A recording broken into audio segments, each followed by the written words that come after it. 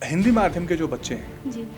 अगर उनको कोई ये कहे कि तुम लोग यूट्यूब से पढ़ के भी या ऑनलाइन बैचेस से पढ़ के भी तुम 12th में अच्छा कर सकते हो या सीयूईटी में अच्छा कर सकते हो, क्या आप इससे एग्री हैं? जी सर, मैं बहुत एग्री हूँ क्योंकि यानी आपकी मजबूरी नहीं थी, आपका चॉइस था जी सर। कि आपने हिंदी भाषा को चुना। जी सर, क्योंकि अगर आपको नॉर्थ कैंपस में एडमिशन चाहिए तो मतलब आपकी तैयारी भी उसी लेवल की होनी चाहिए। लेकिन गाइस प्लीज़ आप लोग इतना डरिए मत और अपनी तैयारी बेस्ट रखिए और ये अपने ऊपर भरोसा रखिए कि हो जाएगा।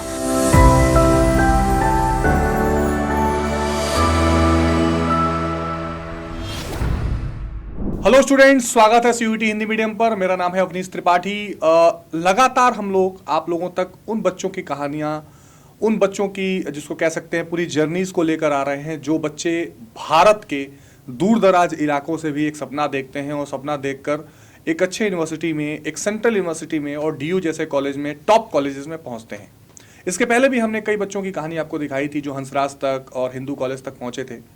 आज हमारे साथ भी एक ऐसी बच्ची है जो जिसको कह सकते हैं भारत के बिल्कुल मध्य भाग से, यानी मध्य प्रदेश से आती है।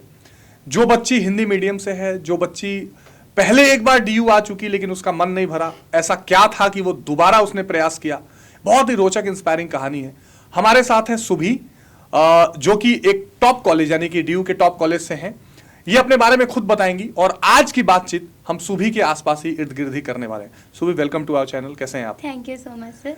मैं बहुत अच्छी हूँ। बहुत बढ़िया। तो सुबी, इसके पहले कि मैं आगे बातचीत करूं, जैसा कि हम अक्सर हर पॉडकास्ट में करते हैं, सबसे पहले आप अपने माता पिता का नाम बताइए और अपनी पूरी इंट्रोडक्शन पूरा हमारे बच्चों को दीजिए। जी सर, मेरा नाम सुभी है। मैं मध्य प्रदेश के शहडोल ज़िले से हूँ। मैंने अपनी स्कूलिंग अपने गांव रसमोनी से गवर्नमेंट हायर सेकेंडरी स्कूल से कंप्लीट की है और मेरा संयुक्त परिवार है जिसमें मेरे दादाजी, मेरे चाचा जी, चाची और मेरे मम्मी पापा हैं। मेरे पापा जी का नाम डॉक्टर सूरज सोनी है, मेरी मम्मी का नाम सुधा सोनी है। मेरे पापा जी डॉक्टर हैं, मम्मी हाउसवाइफ है। और सर, मैं अभी हाल ही में सीयूईटी के माध्यम से इस वर्ष 2024 में मिरांडा हाउस में मेरा एडमिशन हुआ है। बहुत शानदार, बहुत शानदार। सुबी, पहले तो मुझे ये बताओ कि आपके पापा डॉक्टर हैं? जी सर। गवर्नमेंट डॉक्टर हैं या प्राइवेट? प्राइवेट डॉक्टर प्राइवेट है। डॉक्टर। हाँ। एमबीबीएस है या जनरल प्रैक्टिस? बीएमएस है। बीएमएस है। हाँ। तो आप एक अच्छे परिवार से आती हैं, आप मध्य प्रदेश के शहडोल से हैं। जी हिंदी मीडियम से पढ़ाई क्यों करी आपने? सर, क्योंकि मेरे पापा जी वो हैं, भाषा में भेदभाव नहीं करते और वो जैसे भारत से हैं तो मतलब उनका मानना है कि वो अपनी संस्कृति अपनाएं। तो उन्होंने मतलब यही सब देखते हुए और यही सब तय किया। यानी आपकी मजबूरी नहीं थी, आपका चॉइस था जी सर। कि आपने हिंदी भाषा को चुना। जी सर। ये मैं इसलिए पूछना चाह रहा था कि मैं चाहता हूं कि आप लोग भी ध्यान दें कि कई बार हमें ना मजबूरी में भी हिंदी मीडियम से पढ़ना पड़ता है, तो हम दुखी रहते हैं कि यार हिंदी मीडियम से पढ़ रहे हैं, हमारा जीवन में क्या होगा। पर हमारे सामने ऐसे बच्चे भी बैठे हैं जिनके पास ऑप्शन था कि वो इंग्लिश मीडियम में जा सकते थे, बट उसने अपनी पढ़ाई हिंदी माध्यम से करी और आज देखो वो अब तक के अपने जीवन में एटलीस्ट वो सक्सेस है, क्योंकि जहां तक वो चाहती थी वो पहुंच गई है। बातें तो हम करेंगे, लेकिन सबसे पहले मुझे बताओ कि 12th का सफर, आपका 12वीं का सफर कैसे रहा? क्योंकि सीयूईटी पर आने से पहले, कॉलेज में जाने से पहले ये सबको पता है कि 12वीं कितनी इंपॉर्टेंट है। तो 12वीं में आपके सब्जेक्ट, आपकी तैयारी कैसी रही, क्या चैलेंजेस रहे? सर, मैं ह्यूमैनिटीज़ से हूँ। मेरा बैकग्राउंड आर्ट सब्जेक्ट से था, जिसमें मेरे पास हिंदी इंग्लिश कंपलसरी जो रहते हैं वो थे और मेरे पास था इकोनॉमिक्स था और पॉलिटिकल साइंस था और ज्योग्राफी था। सर, 12वीं की तैयारी तो मैंने सेल्फ की थी क्योंकि मैं एक मतलब मेरा जो एरिया है गांव का है, वहाँ आर्ट्स की मतलब इतनी इजीली ट्यूशन अवेलेबल नहीं होते हैं। तो मतलब मैंने सेल्फ तैयारी की थी। ओके, सेल्फ तैयारी की थी। जी। स्कूल में मतलब आप रेगुलर जाते थे? रेगुलर स्कूलिंग होती थी जी आपकी? सर, मेरी स्कूलिंग रेगुलर होती थी। मैं रेगुलर जाती थी, क्लासेस भी मैं ज्वाइन करती थी। बट सर, जैसे आप जानते हैं कि लोकल एरिया में इतनी ज़्यादा फैसिलिटीज़ नहीं होती, तो मेरे स्कूल में भी वैसे फैसिलिटीज़ नहीं थी जैसे मुझे चाहिए थी। पर फिर भी मतलब जितनी भी थी मैंने उसमें एडजस्ट किया और जो नहीं था तो मैंने खुद ऑब्जर्व किया। तो सुबह आपने 12वीं में बताया कि आपके पास इकोनॉमिक्स भी था, पॉलिटिकल साइंस भी था। मैं चाहता हूँ थोड़े सब्जेक्ट्स पर भी हम लोग बात करें। इन दो सब्जेक्ट की तैयारी करते समय आपने क्या स्ट्रेटेजी बनाई, क्या समस्याएं और कैसे तैयारी की आपने? सर, जैसा कि इकोनॉमिक्स में मैथ्स होता है तो मेरी थोड़ी मैथ्स वीक है, जिसके कारण से मैं मतलब अदर प्लेटफॉर्म से यूट्यूब में तैयारी करती थी क्योंकि तब मुझे अड्डा 247 का आइडिया नहीं था। ओके। उसके बाद जब आप सीयूईटी पर आए तो फिर आपकी तैयारी कैसी हुई? और तब आप ये बताओ कि ऑनलाइन प्लेटफॉर्म्स और सीयूईटी हिंदी मीडियम जैसे प्लेटफॉर्म का क्या सपोर्ट आपको मिला? सर सबसे पहले तो मैं एक ड्रॉपर स्टूडेंट रही हूँ। मैंने ड्रॉप ले लिया था, लेकिन मुझे CUET अड्डा 247 के बारे में अपने फ्रेंड लोग के माध्यम से पता चला कि ये ऐसा है अड्डा 247 जो ऑनलाइन कोचिंग प्रोवाइड करवाती है। तो सर जैसे कि मैंने देखा, वीडियोस देखी आप लोगों की, तो मुझे काफ़ी अच्छा लगा। जैसे कि मेरे टीचर्स पढ़ाते थे, मुझे ऐसा लगता था इसमें कंटेंट जो है ज़्यादा ब्रॉड नहीं है, जितना भी आता है सिलेबस में उसके हिसाब से हम अच्छी स्किल्स डेवलप कर सकते हैं। तो ऐसे मुझे पता चला था। तो अब मुझे आप ये बताओ कि जब बच्चा स्कूल में पढ़ रहा है, उसका एक गवर्नमेंट स्कूल है, आप जैसे मान लो गवर्नमेंट स्कूल में भी जाते थे, वहाँ भी अपनी क्लासेस करते थे, फिर आकर आप ऑनलाइन क्लासेस करते थे, दोनों का मैचअप हो जाता था, दोनों कवर अप हो जाता था, या आप टाइम मैनेज कर पाते थे इसके लिए? सर जैसे टाइम मैनेज इस तरह से हो जाता था कि स्कूल जाते थे 11 से 4 तक तो हमारी स्कूल रहती थी। फिर उसी दौरान क्या होता था कि थोड़ा बहुत आने के बाद फ़ोन वोन चलाया। फिर फ़ोन चलाने की जगह ऐसा होता था कि मतलब मैं फ़ोन चलाने की जगह तैयारी कर लेती थी कि वीडियोस देख लेते थे, क्योंकि ऐसा है सर मतलब हम ऑनलाइन में थोड़ा इंजॉय करके भी पढ़ सकते हैं, ऐसा मुझे लगता है। तो हिंदी माध्यम के जो बच्चे हैं, जी, अगर उनको कोई ये कहे कि तुम लोग यूट्यूब से पढ़ के भी या ऑनलाइन बैचेस से पढ़ के भी तुम 12th में अच्छा कर सकते हो या CUET में अच्छा कर सकते हो, क्या आप इससे एग्री हैं? जी सर, मैं बहुत एग्री हूँ, क्योंकि यूट्यूब आप जो अगर स्कूल में पढ़ते हैं वो तो आपके लिए बेनिफिशियल होता ही है, लेकिन अगर आप यूट्यूब से पढ़ते हैं तो वो मतलब आपको थोड़ा लॉन्ग टाइम के लिए याद रहता है। Correct. और जो सर यूट्यूब में पढ़ाते हैं वो ज़्यादा ब्रॉड सिलेबस नहीं होता है, वो वैसे ही चीज़ें बताते हैं जैसा कि एग्ज़ाम मतलब मांगती है वो चीज़ें। तो मतलब मैं यही बताना चाहती हूँ जो भी अभी 12वीं कर रहे हैं या CUET की तैयारी, कि यूट्यूब प्लेटफॉर्म एक बहुत ही अच्छा है, और उसमें CUET अड्डा 247 हिंदी मीडियम बेस्ट है। बहुत बढ़िया। मैं सवाल आपसे पूछना चाह रहा था, क्योंकि जो आर्ट्स के बच्चे हैं, जो गांव के बच्चे हैं, उनको अक्सर ये कहा जाता है कि अरे तुम यूट्यूब से कहाँ तैयारी कर पाओगे, यूट्यूब से तो केवल भ्रमित हो जाओगे, या ऑनलाइन बैचेज में सब फ्रॉड है, कहाँ कोई पढ़ाता है। बिल्कुल सर। तो मेरे ख्याल से आप हमारे पेड बैच में भी थी? जी सर, मैं उन्नति बैच में थी। उस बैच का एक्सपीरियंस कैसा था, आप बताओ। मैं चाहता हूँ कि बच्चे जाने की ऑनलाइन स्टडी हिंदी माध्यम बच्चों के लिए भी हेल्पफुल कितनी हो सकती है, आप उसका एक्सपीरियंस जरूर बताइए, जो भी अच्छा बुरा रहा आपका। हाँ सर, मैं तो मेरे हिसाब से मुझे ऑनलाइन बहुत अच्छा लगा। मेरे आसपास के लोग जो थे वो मुझे बहुत बार भ्रमित करने की कोशिश किए कि आप ये बुक पढ़िए, ये बुक पढ़िए, लेकिन सर ऐसा होता है ना, जो स्टूडेंट पढ़ता है ऑनलाइन वो उसी को, क्योंकि बाहर के लोग तो कुछ भी सलाह देंगे क्योंकि वो चीज़ वो लोग कर रहे हैं, लेकिन मैं पढ़ रही हूँ तो मुझे पता होगा कि वो कंटेंट मेरे लिए अच्छा है कि नहीं है। तो मुझे ऐसा लगता है कि ज़्यादा हमें कंटेंट की ज़रूरत नहीं है बुक्स की, क्योंकि आप लोग खुद इतनी चीज़ें प्रोवाइड करवा देते हैं कि वो सफिशिएंट होती है। टीचर ने टाइम से कोर्स कंप्लीट किया था? बिल्कुल सर। और प्रैक्टिस हुई थी? बिल्कुल सर, मतलब टीचर ने इतनी बार रिवाइज करवा दिया था, जैसे मम्मी पापा बोलते घोल के पी लो, वैसा टीचर्स ने करवाया। यूट्यूब क्लास का एक्सपीरियंस बताओ। मुझे याद है मैं भी क्लासेस लेता था, तुम बहुत रेगुलर रहा करती थी, कैसा लगता था ऑनलाइन पढ़ के? मतलब सर पहले तो मैं मतलब मुझे बहुत अच्छा लग रहा है, यहाँ तक मैं पहुँची हूँ। आपसे बात करना ही मेरे लिए बहुत मतलब अच्छी बात है। अरे हाँ, थोड़ी ओवर एक्टिंग करूँ मैं? हाँ।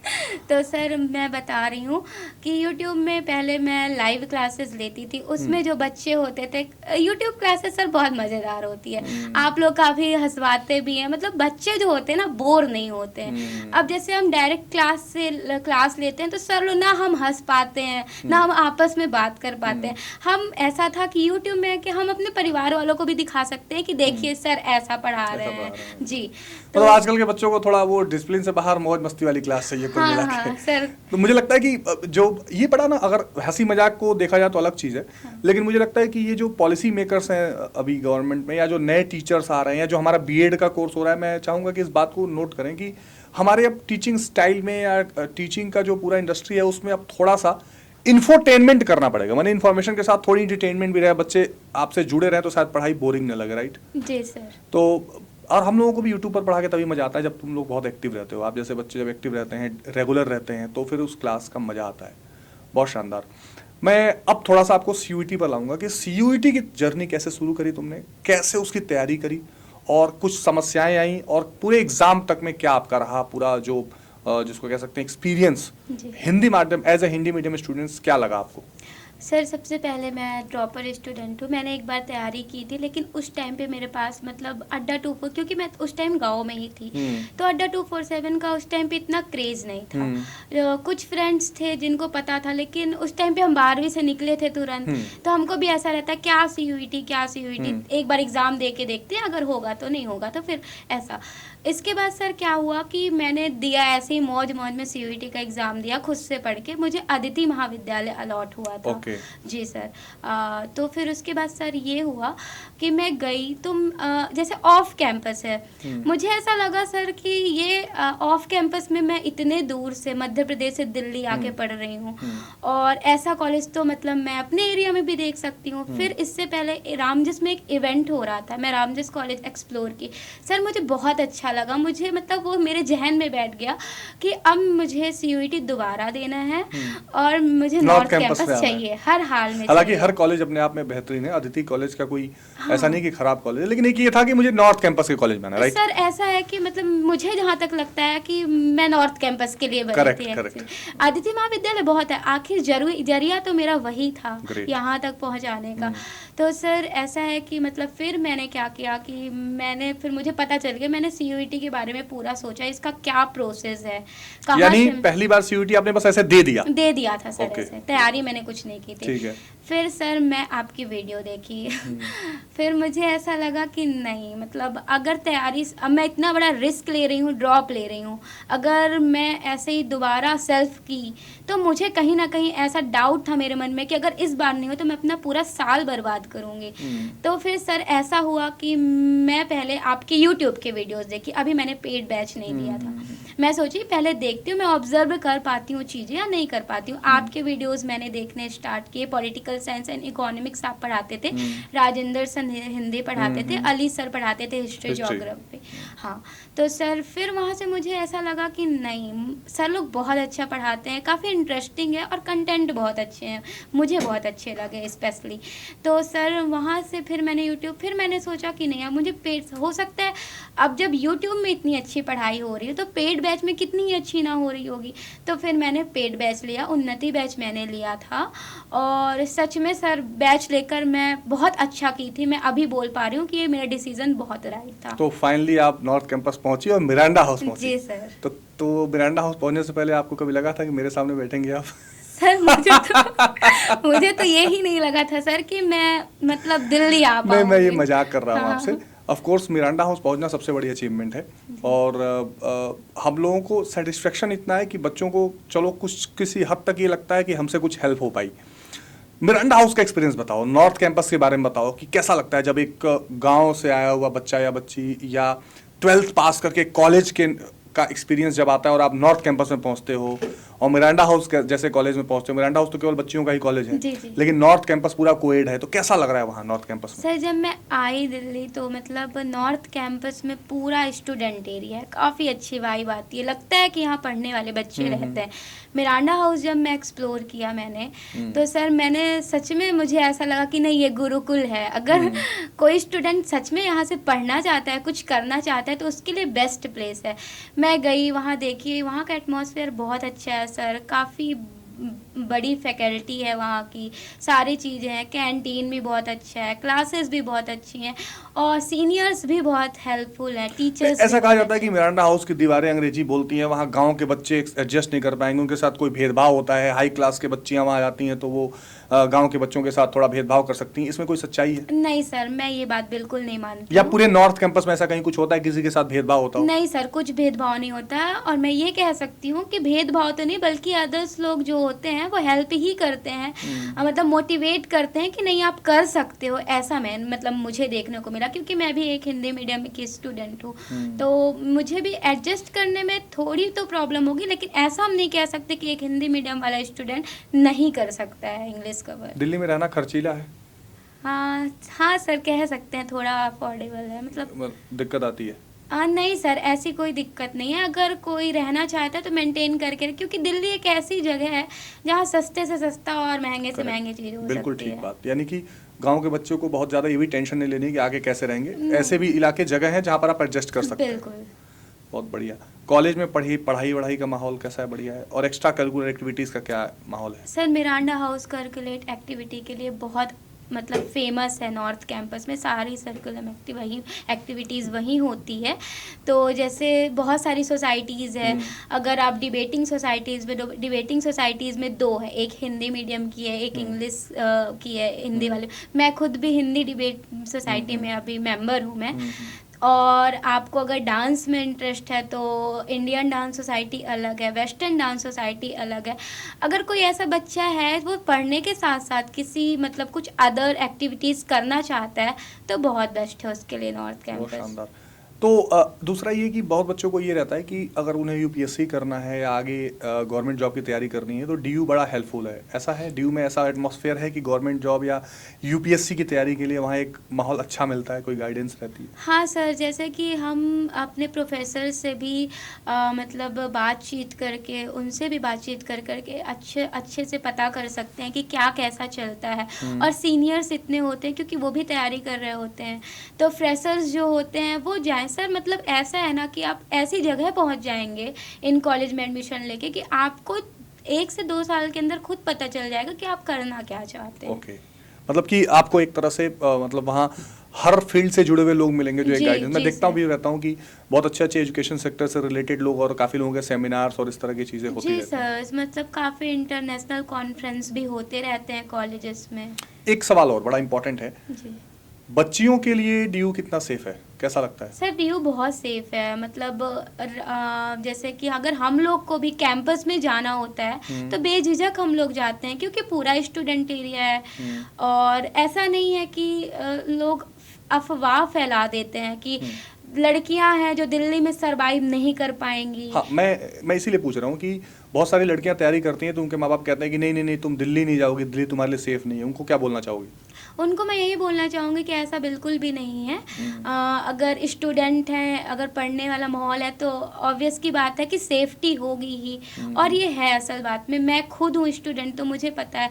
अगर हमको कुछ डिस्कस करना है तो हम सर्कल एक बना सकते हैं, डिस्कस कर सकते हैं कुछ भी।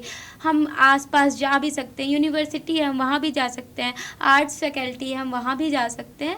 कैंपस बहुत अच्छा है और हम वहाँ मतलब बिना डर के जा सकते हैं। मिरांडा हाउस में तुमने कोर्स एग्जैक्टली क्या चुना है, ये जरूर बता दो बच्चों को। सर मेरा कॉम्बिनेशन है Hindi plus history. Hindi plus history. जी मतलब ये कि डीयू में सीयूईटी में एग्जाम आप 12th के सब्जेक्ट से दे रहे हैं, कोर्स आप कोई भी चूज कर सकते हैं अपने मनपसंद का, राइट?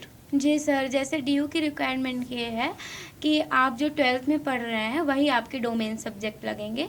और फिर उसी के हिसाब से आपकी प्रेफरेंस सेट होगी। जो मैं चाहता हूँ सीयूईटी की तैयारी जो बच्चे कर रहे हैं उनको कुछ आप टिप्स बताओ कि क्या क्या बातें ध्यान में रखनी है उन्हें, तो उनका एग्जाम की तैयारी भी अच्छी हो सकती है और फिर एडमिशन में भी आसानी हो सकती है। सबसे पहले सर तो इस एग्ज़ाम की तैयारी करने के लिए आपके अंदर कॉन्फिडेंस होना चाहिए। ठीक है। फिर उसके बाद आप अपना माइंडसेट बना लीजिए कि आपको ये क्रैक करना है, क्योंकि कुछ भी चीज़ इतनी टफ नहीं होती है। हम भी कर ही आए हैं तो हमें पता है जैसे।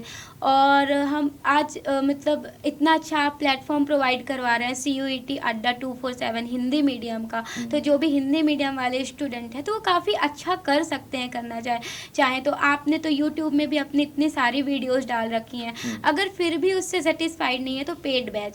सर यहाँ पे मैं कहना चाहूँगी कि जो बच्चे मतलब काफ़ी सीरियस हैं और वो सोच रहे हैं, उनको डर है, तो उनको पेड बैच ज़रूर लेनी चाहिए। मैं खुद पेड बैच के स्टूडेंट। पर्सनल लेवल पर तैयारी में क्या ध्यान रखना है, नोट्स को लेकर या रिवीजन को लेकर कितना बच्चों को कैसे ध्यान रखना चाहिए? सर जैसे कि आप ज़्यादा कंटेंट लोगों के बहकावे में आके ज़्यादा कंटेंट स्टोर ना करें क्योंकि काफ़ी हैवी हो जाएगा। एनसीईआरटीज़ बेस ये एग्ज़ाम है। हाँ, तो आप एनसीईआरटीज़ पढ़ें। और एमसीक्यू लगाना कितना ज़रूरी है? एमसीक्यू लगाना बहुत ज़रूरी है सर, क्योंकि ये तो पूरा एग्ज़ाम ही एमसीक्यू बेस है।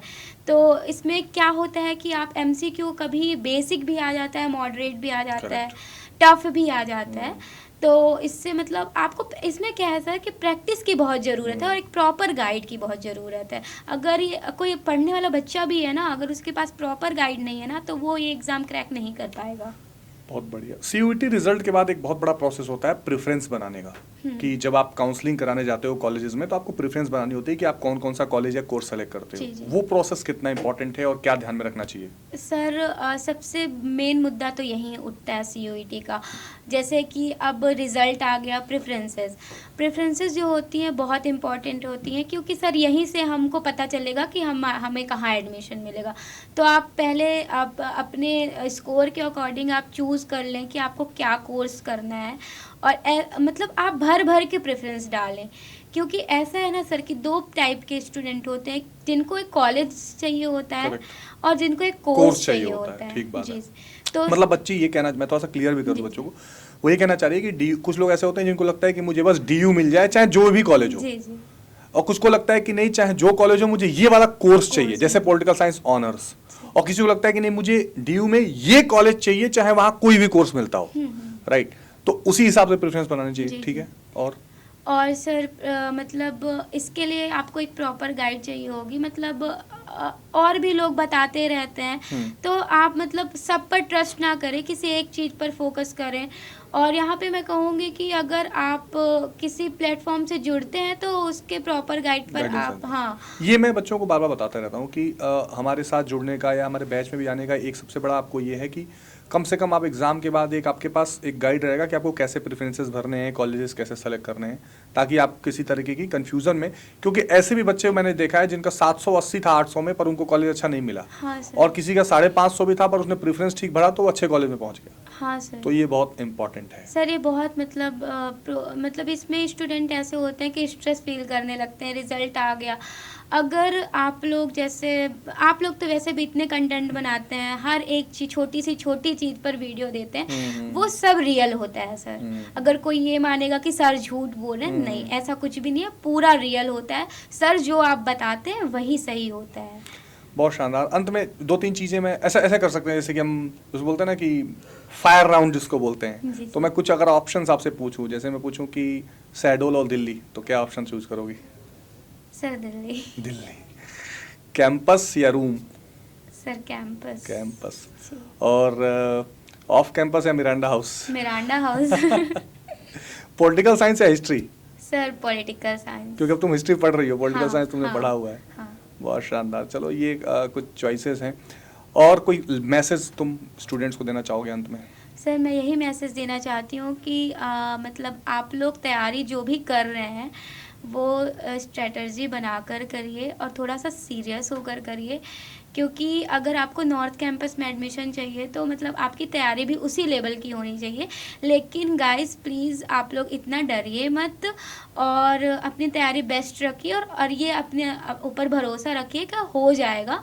लेकिन मैं यही बोलना चाहूँगी कि आप सेल्फ अगर कर रहे हैं तो बहुत अच्छी बात है, लेकिन अगर आपको जल्दी कुछ चीज़ ऑब्जॉर्व करनी है तो आप CUET अड्डा 247 हिंदी मीडियम से ज़रूर जुड़े और उनके पेड बैच। तुमने इतना तारीफ कर दिया ना, किसी को लगेगा सर ने कहा होगा तारीफ करना। नहीं बिल्कुल। हमने बिल्कुल इससे नहीं कहा है कि आप हाँ। पेड बैचेस की बात करना, बट ये बच्ची पेड बैच से बहुत उसको फायदा मिला है, इसलिए जी। नेचुरली आप जी। इसको कह रहे हो।